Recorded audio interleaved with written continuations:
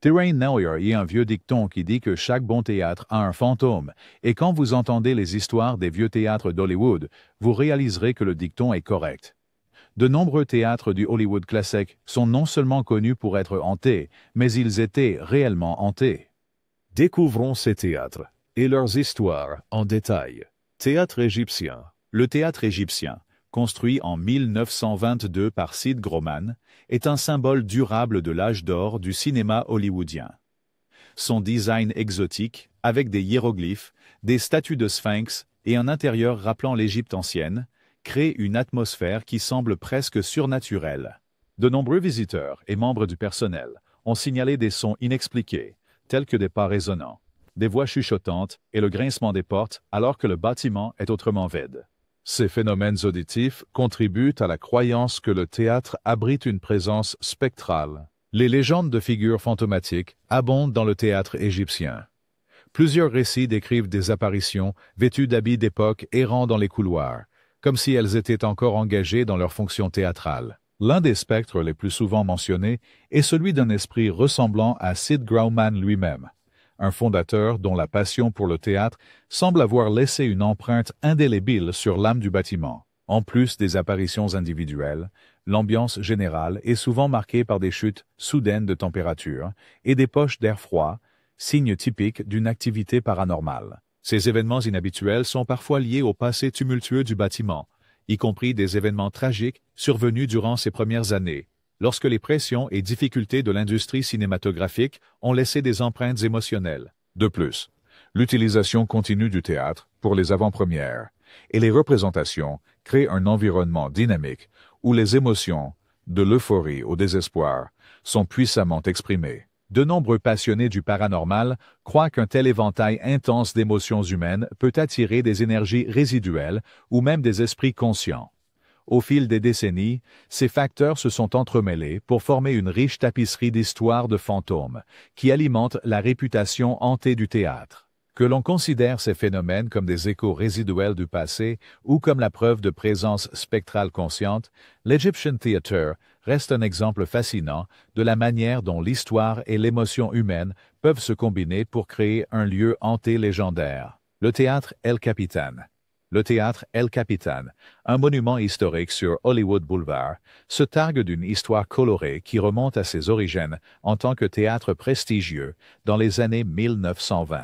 Construit initialement pour accueillir des productions dramatiques en direct, le théâtre s'est finalement adapté à l'industrie cinématographique en plein essor, se transformant en un palais du cinéma qui a embrassé la technologie moderne tout en préservant son charme classique.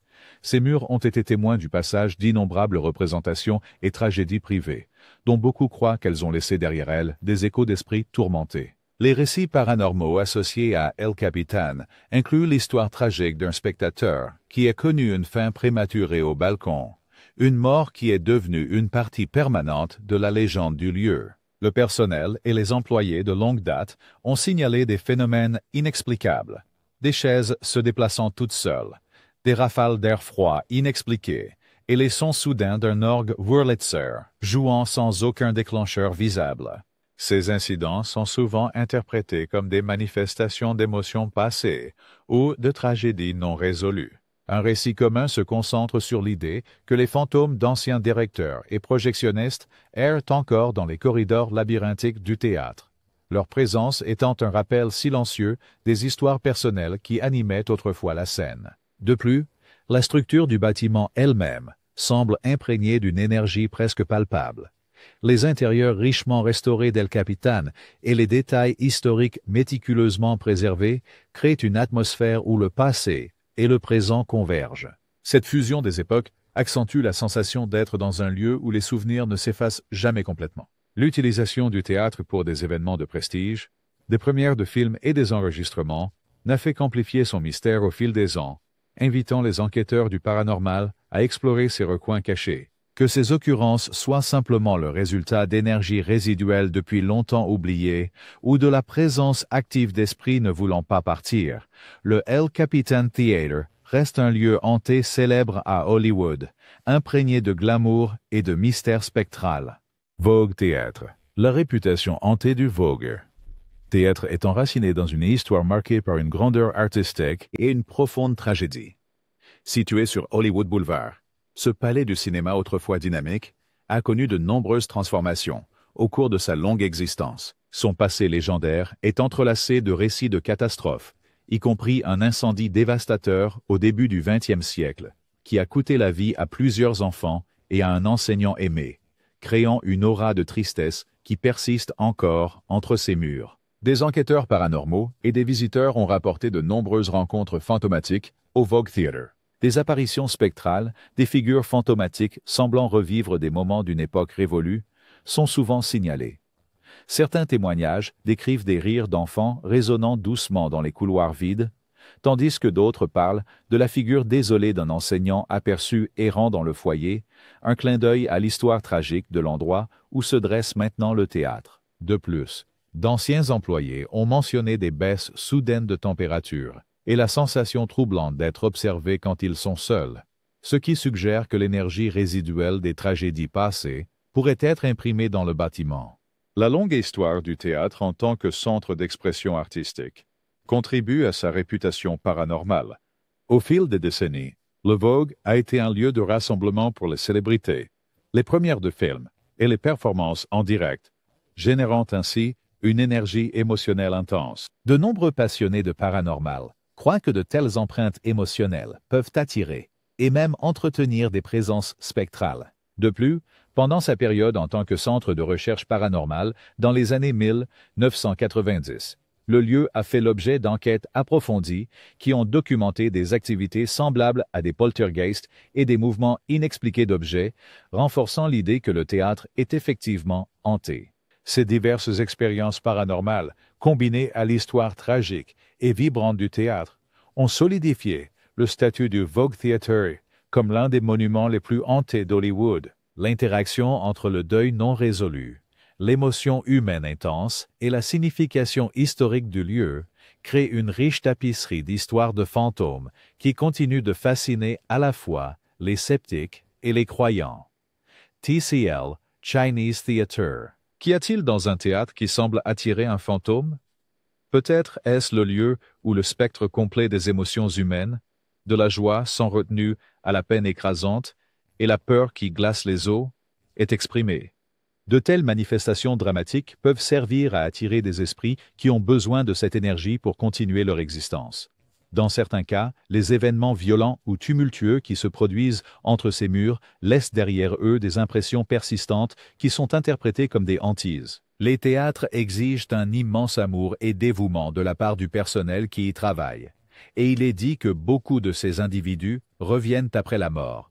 Certains parce qu'ils ont connu leur plus grand bonheur entre ces murs, d'autres à cause de leurs affaires inachevées. À travers l'Amérique, on croit que les théâtres abritent une myriade de fantômes, allant des effrayants aux espiègles, en passant par les tragiquement tristes, et Hollywood ne fait pas exception. Il n'est donc pas surprenant que la capitale du film du monde compte plusieurs cinémas hantés. L'un de ces monuments est le TCL Chinese Theatre, sans doute l'un des plus reconnaissables au monde. À l'origine connu sous le nom de théâtre chinois de Grauman, ce palais de cinéma extravagant a été construit en 1927 par le promoteur Sid Grauman pour accueillir la première du film épique de Cecil B. DeMille, King of Kings. Grauman a délibérément choisi un style architectural qui jouait sur la fascination du public pour tout ce qui était oriental. Et si le design ne rendait pas l'endroit unique, alors un incident impliquant la star de l'écran, Norma Talmadge, l'a certainement fait. La légende raconte qu'en quittant le théâtre un soir, elle a marché accidentellement dans du ciment fraîchement coulé à l'extérieur du hall, laissant une empreinte de chaussure permanente dans le béton. Cet événement a marqué le début d'une tradition où des célébrités ont depuis laissé leurs empreintes de mains et de pieds sur le trottoir, un tronçon qui est devenu l'attraction touristique la plus populaire de Hollywood, bien que peu de gens réalisent que ce même trottoir est considéré comme hanté. En 1979, en buvant un verre dans un bar local, l'acteur Victor Killian a entamé une conversation avec un inconnu. Les autorités pensent que les deux ont quitté le bar ensemble et sont allés à l'appartement de Killian, où son corps a été découvert le lendemain, sévèrement battu.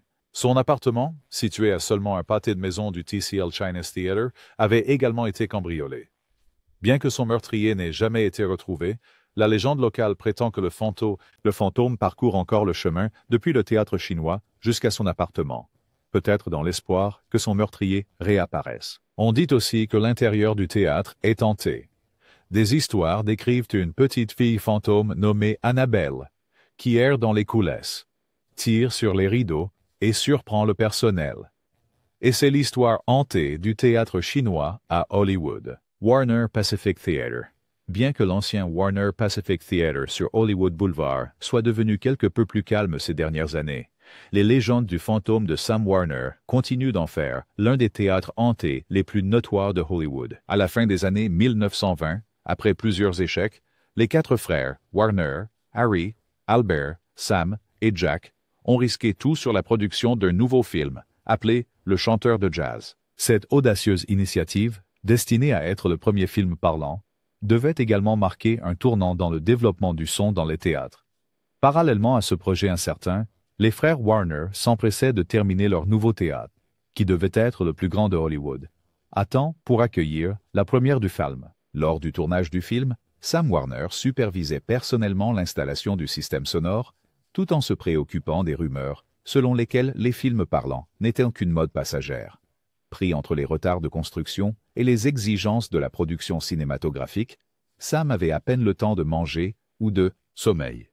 Selon la légende, lorsqu'il s'est rendu compte que le théâtre ne serait pas prêt pour l'ouverture, il s'est tenu dans le hall et a maudit le bâtiment. Le chanteur de jazz a finalement été présenté à New York le 6 octobre 1927 devant des foules enthousiastes et des critiques élogieuses. Mais tragiquement, aucun des frères Warner n'était présent pour le voir. Juste 24 heures avant la première, Sam a subi une hémorragie et est mort à Los Angeles. Ses frères se sont précipités de New York et le film ne l'a jamais vu vivant. Le Warner Pacific Theater a ouvert 6 mois plus tard, avec un film maintenant oublié, appelé La Glorieuse Betsy, mettant en vedette Conrad Nagel.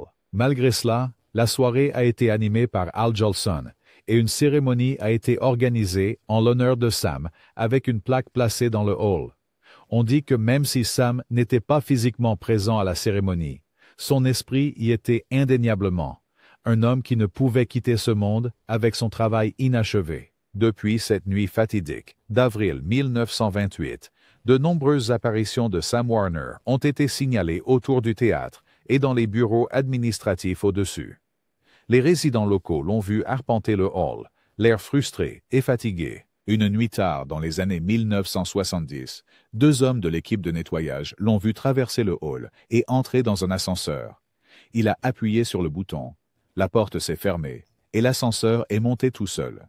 Lorsqu'un agent de sécurité a enquêté plus tard, les hommes ont raconté l'événement et ont immédiatement démissionné sur le champ, tandis que le garde se contentait de se demander pourquoi un fantôme choisirait d'utiliser un ascenseur. Bien que les apparitions de Sam aient diminué ces dernières années, peut-être parce que son travail ici est enfin terminé, l'entreprise de sécurité qui supervise le théâtre entend souvent des bruits à l'étage, des chaises déplacées, des grattements sur les portes ou des bruits de tapotement comme s'il cherchait à attirer l'attention. L'ascenseur, qui fonctionnait de manière autonome pendant de nombreuses années, a finalement été endommagé lors du tremblement de terre de Northridge en 1994.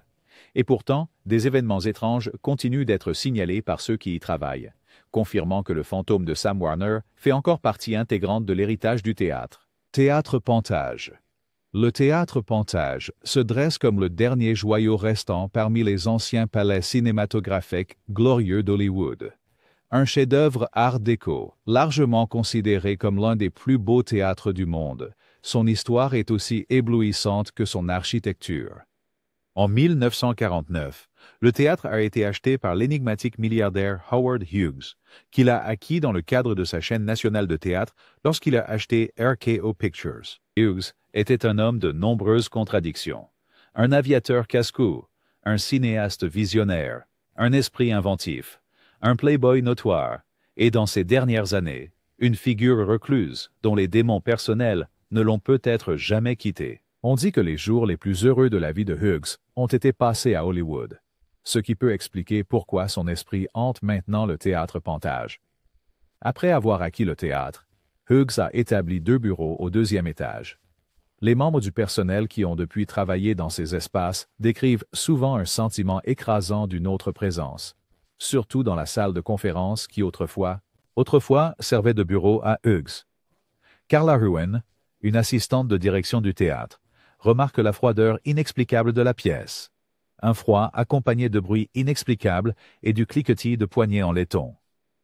À plus d'une occasion, un vent froid a balayé la suite. Ruan a même aperçu une grande silhouette spectrale, qu'elle croit être Howard Hughes lui-même, vêtu d'une tenue d'affaires modeste. Et si Hughes est vu, il n'est jamais seul. Ajoutant à l'atmosphère mystérieuse, il y a l'histoire d'une chanteuse, dont le récit remonte à environ 1932. Cette année-là, pendant la projection d'un film dans la mezzanine, une spectatrice est morte. Et depuis lors, lorsque l'auditorium tombe dans l'obscurité et le silence, le son d'une femme chantant émerge du silence. Cette mélodie fantomatique, parfois entendue tant le jour que la nuit, est devenue partie intégrante du folklore hanté du théâtre. Ainsi, le théâtre Pantage porte non seulement l'héritage de son passé vibrant, mais aussi les empreintes spectrales de ceux qui ne l'ont jamais vraiment quitté, en faisant l'un des lieux les plus légendaires et hantés d'Hollywood.